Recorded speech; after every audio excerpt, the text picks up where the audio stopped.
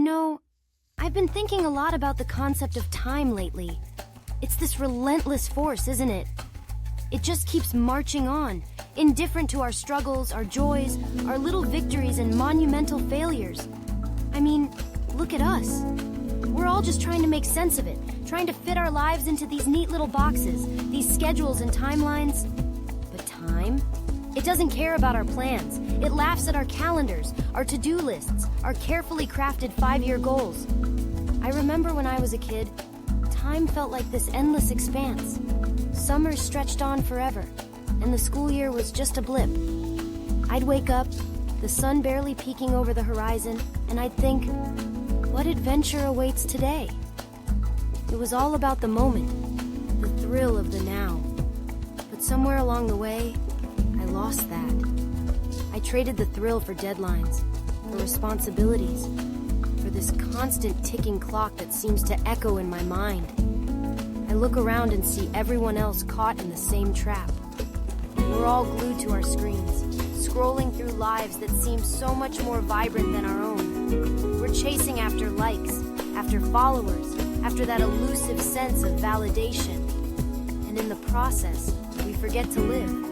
We forget to breathe. We forget that the most beautiful moments are often the simplest ones, the ones that don't get captured in a perfect Instagram post. I think about my grandmother sometimes. She had this way of making time stand still. When I was with her, it was like the world outside faded away.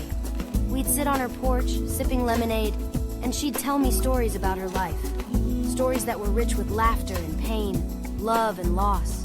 She had a way of weaving time into her tales, making it feel tangible, like something you could hold in your hands. I remember her saying, "Time is a gift, my dear. Don't waste it." But here I am, wasting it. I'm caught in this cycle of worry and anxiety, always thinking about what's next instead of what's now. I'm constantly planning for the future, but what if the future never comes? What if all I have is this moment? This fleeting, fragile moment that I'm letting slip through my fingers like sand? I want to break free from this. I want to reclaim my time, to live fully in the present. I want to dance in the rain, to laugh until my sides ache, to feel the warmth of the sun on my skin without worrying about what I need to do next. I want to savor my coffee in the morning instead of gulping it down while rushing out the door. I want to listen to the sound of the leaves rustling in the wind, to appreciate the beauty of a sunset without feeling the weight of the world on my shoulders.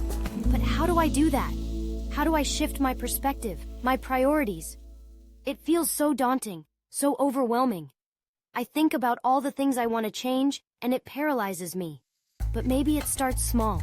Maybe it starts with a single moment, a decision to put down my phone, to step outside, to breathe deeply and just be. I want to remember that time is not my enemy. It's a part of me, a part of this beautiful, messy, chaotic life.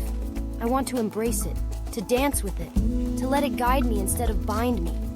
Because at the end of the day, when I look back, I want to see a life well lived, a life filled with moments that made my heart swell, moments that made me feel alive. I want to be able to say, I was here. I truly lived.